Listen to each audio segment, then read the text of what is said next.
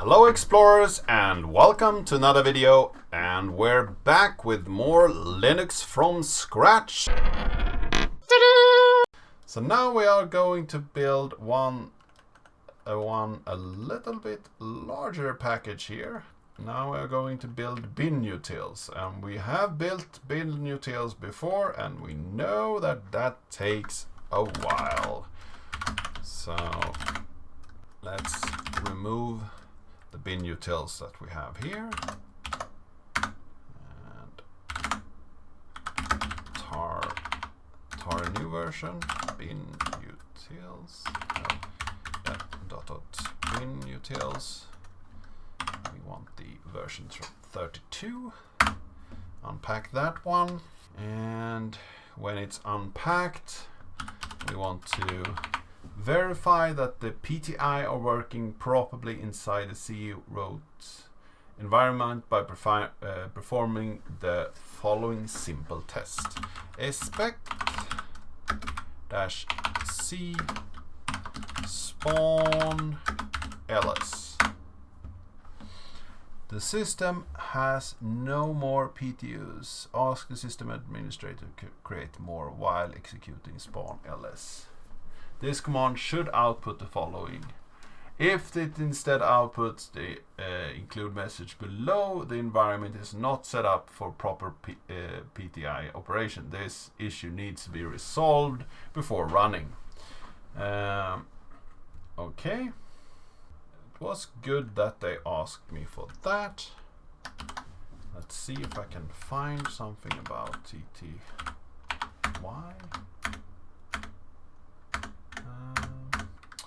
Let's mount some devices.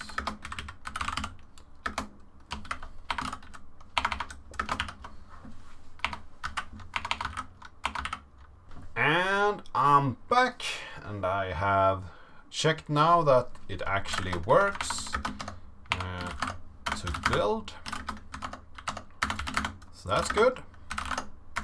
So now we can actually run this command expect spawn ls and we get a new TTY, and that's important for this Binutils build. And the next thing we do is build, and it was actually that I hadn't mounted all the different directories that we did earlier in this little video series, and it was probably when I started it up that I forgot one of the mounts. So now we should be good with this. We will create a build directory and we will configure in that build directory. We will use the prefix of USR as usual, and we will enable gold. I will go through these all later. Enable LD default, enable plugins, enable shared, and we will disable v-error, enable 64-bit, BFD, and with system zlib. That's what we want to configure. So let's look at what all these are. Enable gold will build with the gold linker and install as LD gold. The enable LD default will use the original BDF linker and install it as install both. This the plugins, install plugin support, and then 64-bit support with might not be needed if you have a 64-bit system. And then we will use the zlib that we made before. That's the last system zbuild lib. So let's make and have the tooldir to be /usr, and it's the normal tooldir directory is located to be some target alias, so it will be USR x86 64 unknown Unix GNU, for instance, and that's not what we want. We want it to be in USR. And this will take a while to build, so I will fetch some more water and I'll be right back. And we're back and it's built, so now we need to make a little check to see that everything was built successfully and we don't have any faults in our Binutils library. And these tests should be quite fast as well. And after we have run the tests, we will need to install Binutils into USR. So we will use the same command that we used to build this package and just add install in order to install it to the USR directory. And while this is running, I would like to say what's in the Binutils. So you actually have the address line that translates addresses to file names and line numbers. And you have AR, and this creates and modifies and extracts from archives, so it's like tar. And then you have AS, then that's an assembler for GCC. You have C++ filt, and that's a linker. And you have elf edit, and that's updates headers for elf files. And gprof, that's graph profile data, you can use that. You have LD, that's the linker, very common linker in the Unix environment. And LD gold, and that's a cut down version of LD that only supports the elf object file format. And then you have NM, which is a list symbols occurring in a given object file, so that's a good command. Object copy translates one or more object file into another. We have object dump, displays information about object files. Ranlib generates indexes for contents in archives. Read elf displays information about elf files, and that's a kind of binary. Size lists the section sizes and total sizes of given object files. Strings outputs all the strings of a given file. So that's good if you want to see if you can find some data in a file that could help you, for instance, to figure out how it works and so on. Often used if you are hacking and looking for specific things inside of binaries. Strip discards symbols from object files and so on. So it contains a lot of good tools and other utilities that is good for working with your Linux environment. And we're back, and mostly all of the tests ran and were successes. The expected tests debug message is known to fail, and I didn't see anything fatal, so I believe we have a good Binutils, so let's install that. So we run this make tools dir /usr and install. So that will install our Binutils. So we have all those tools available for us. And after this, we will go into Mathland and install a lot of different mathy things here. First off, we need to unpack this, of course, as we usually do. So the first package we will unpack is, let's see here, it's GMP.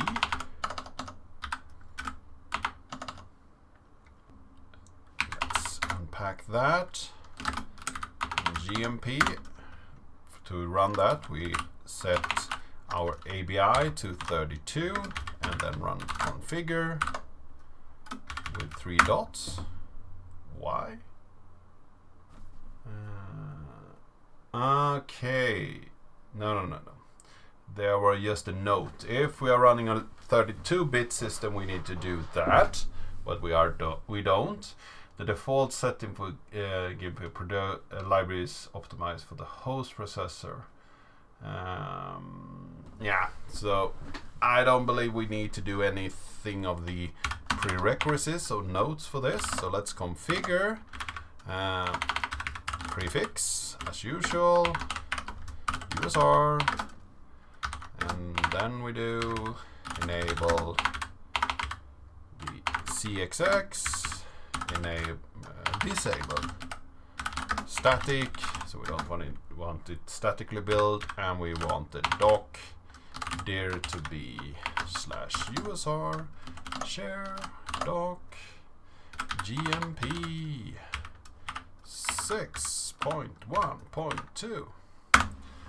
So we want to enable C++ support, that's CXX, and we want the doc directory to be in that directory. So there weren't really any surprises there. What was required of us, and this should be a library that doesn't take that much time to build. So we need to make HTML. Let's try that first. So this is a math library for high precision. Let's see, useful function for arbitrary precision arithmetics. And this is not the only one. We will install a few of these.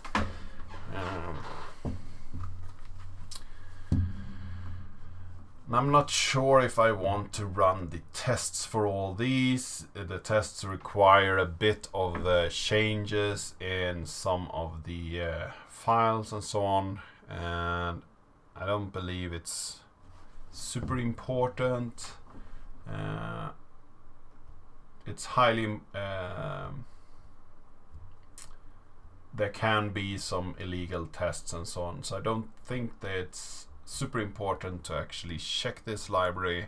Of course, if you are running a system that is super secure and you really want to lock it down and see that all, for instance, crypto works well, because some of these math libraries could be used in some crypto libraries, and if the math is wrong, the crypto will be wrong as well. So keep that in mind if you build your own, or perhaps you should not. Perhaps you should use what's available to you. So now we have installed HTML, so now we have that library available to us. Let's go for the next math library. It's called mpfr slash 4.2. Unpack that pfr, and this is also pretty simple. We configure it with prefix /usr disable static as usual. Enable thread safe. So we want it to be thread safe, and we also want to set the doc directory to usr /usr shared doc /mpfr 4.0.2. And these libraries were used when we built GCC. So we copied some of these libraries into GCC. So here we will make HTML, and we also will make install and make install HTML. Just so we will have everything built. And I will not do these checks for this one. Okay. It actually tells us that the checks for MPFR is crucial. So let's do that then. So MPFR contains functions for multiple precision math. And this will take 1.0 SBU to build. So let's do that. I'll be back soon when it's actually built, and then we will do the checks. There, it was done already, so let's check it, see that we don't have any issues. So I guess it will build all the test functions and then run the actual tests. Yep.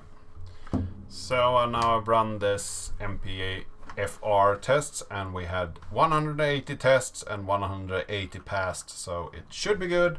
So let's just make install and make install HTML. So that should be that library. And then we have the last math library for now, and that's MPC. We can't really say much about these libraries more than they are mathy.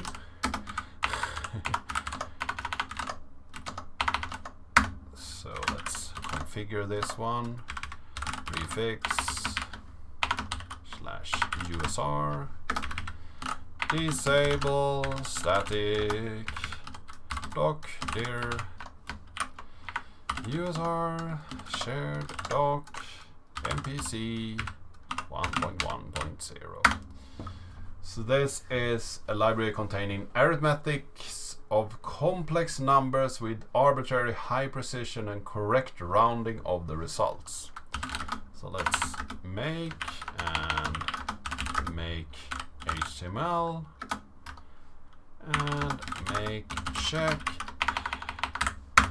Let's run this. So this is 0.3 SBUs. It should be a bit quicker than the one before, and after we run these, we will also run the test suite to see that we actually have a working test environment.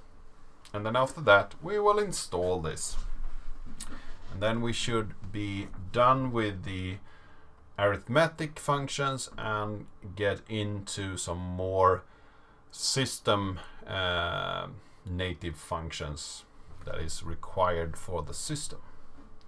There it was built, so let's make install and make install HTML. So there we have everything installed. So the next package we need to install is Shadow, and that's the password library or something that we will add that will handle the actual security of your system. So if you have a username and password, it will be saved in a shadow file, and this is the package that handles that. And we need to do some changes to this as well. Disable the installation of groups program and its man pages, as Core Utils provides a better version. Also prevent the installation of man pages that were already installed in section 6.8 man pages. Okay, so we need to remove some stuff from this. So we will do a sed I s/groups,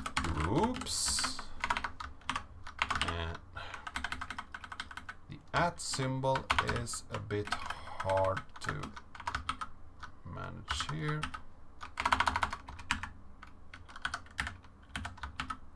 There we go. And exe ext, and then // source makefile in, and then find man name makefile in exec sed I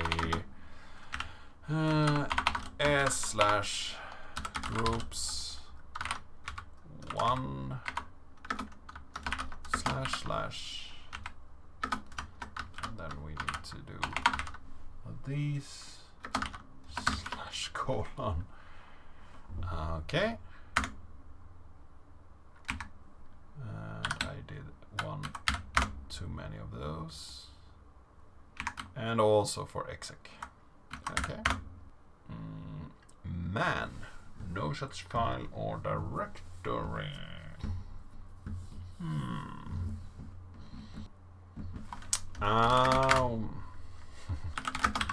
We need to actually unpack the shadow package. So we started in the wrong package. That's not good. So let's do that. And then I need to do the same with get sp man and pass vd. So there we go. And instead of using the default crypt method, use the more secure SHA 512 method of password encryption, which also allows password longer than 8 characters. It's necessary to change the obsolete spool mail location for users, mailboxes that shadow uses. By default, var mail location is used currently. Okay. So that's one thing that we need to change as well. Now, 8 characters of password seems very wrong. Let's see here. @ sign. There we go. And crypt method des encrypt method SHA 512 and that and e s at /var /spool/mail at var mail at and that etc login defs. Let's see, etc login defs.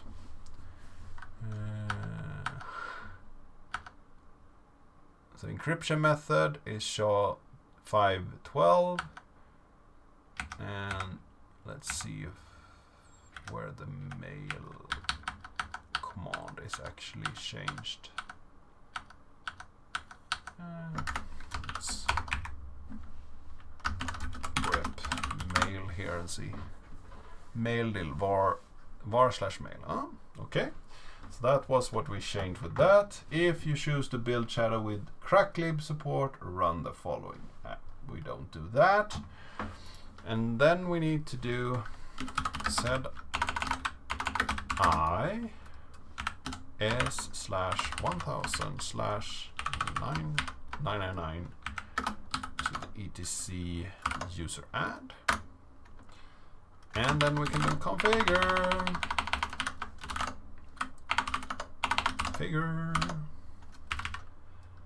sysconf dir.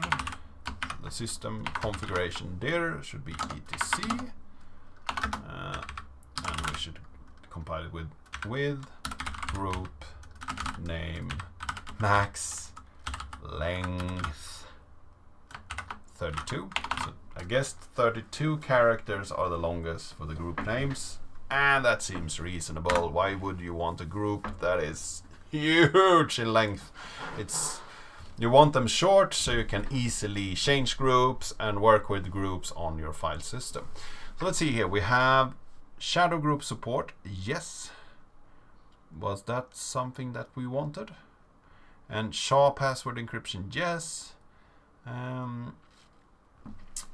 So were there something that I didn't run? Disable the installation of groups program and its man pages. So, did I miss something here?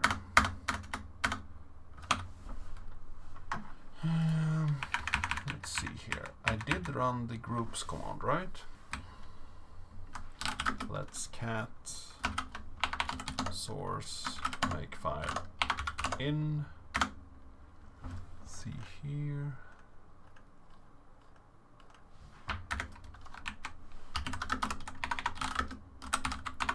Groups. I guess it will remove it afterwards. Perhaps. Disable the installation of groups program.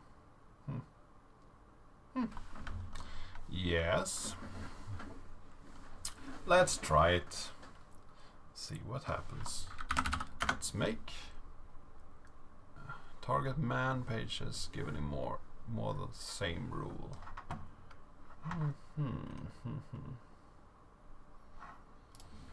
Oh, wait. Yeah, I didn't change these. So this one should be 3 and password should be 5. So that's perhaps the thing I did wrong.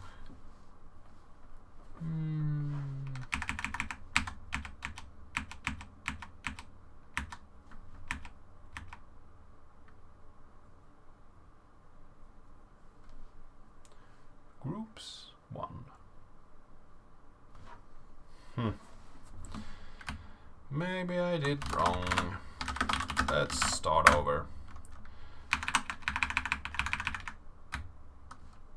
Tar xvf shadow. So let's see. First command we should do is the sed command. That one. Set I is groups x / yeah. Then we should run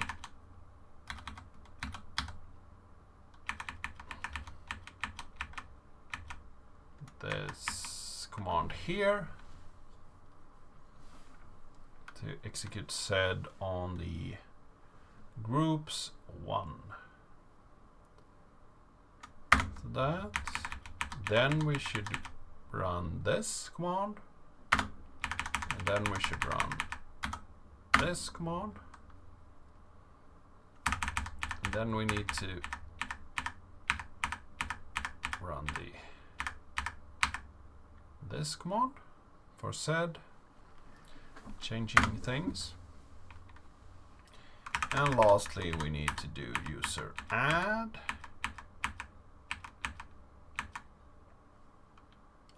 That, and then we need to do the configure.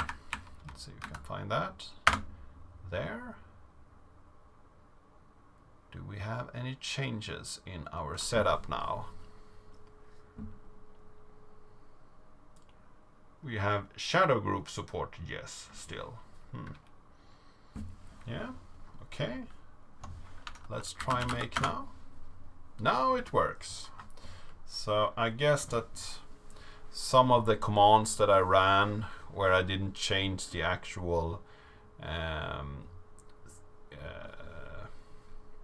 numbers of the man pages to change, that created duplicates for some reason. I don't really see how, because it actually said that it should change it, so it didn't build those man pages, so I don't really get it. v/usr bin pass vd to /bin, so everybody can use password. It's strange that that was moved to the wrong directory. So now This package contains utilities to add, modify, and delete users' groups and change their password and perform other administrative tasks. For a full explanation of what password shadowing means, use the doc how to. So to enable password shadowing, we need to run the command password conv. So that will enable that. And to enable groups, we need to run group conv. So now we have enabled that. And shadowed stock configuration for user add. So that's the default. Let's see here. cat/etc default user add. So this is the setup that we have now. And the parameter for group is 1000. This parameter in the beginning of group used for in the group file. You can modify it to anything you desire. Yeah, so it's actually 999. Create mail spool. This parameter causes user add to create mailboxes to the newly created. If you would prefer that these mailbox files are not created by user add, then we can change that. Doesn't really matter to me. So let's set the password for root. So I need to have at least 5 characters, and I need to have a combination of upper and lowercase characters and numbers. So let's just enter a password that I use often so I remember it. Just so I have something there. And in shadow, you have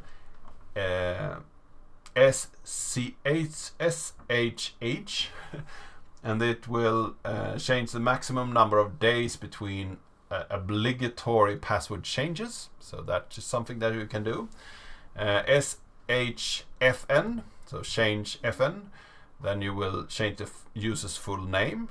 You can change group password, SHG password, and that will update the group passwords in batch mode. And SH password will update user password in batch mode.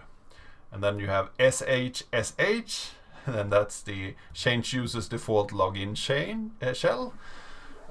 Expiry checks for and enforces passwords expiry policy.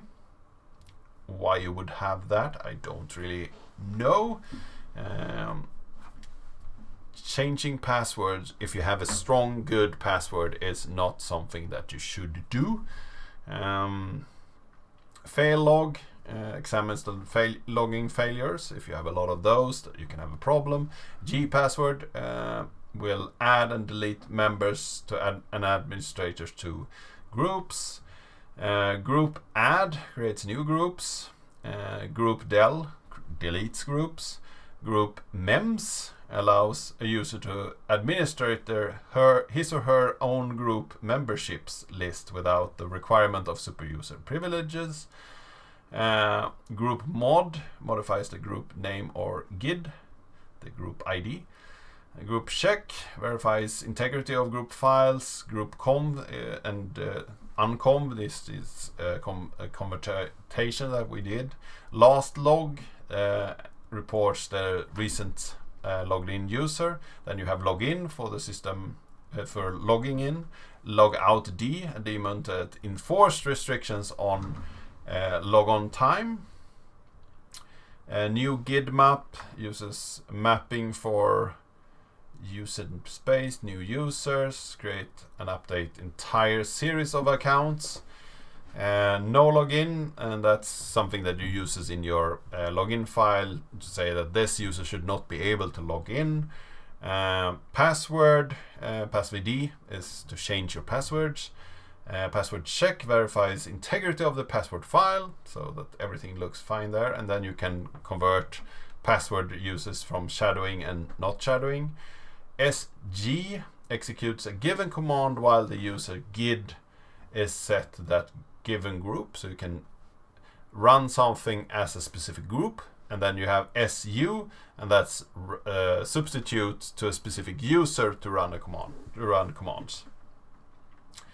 User add, user del, and user mod is to create, delete users and change users.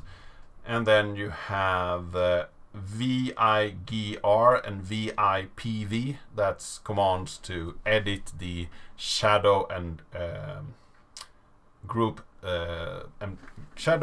and passwords files respectively.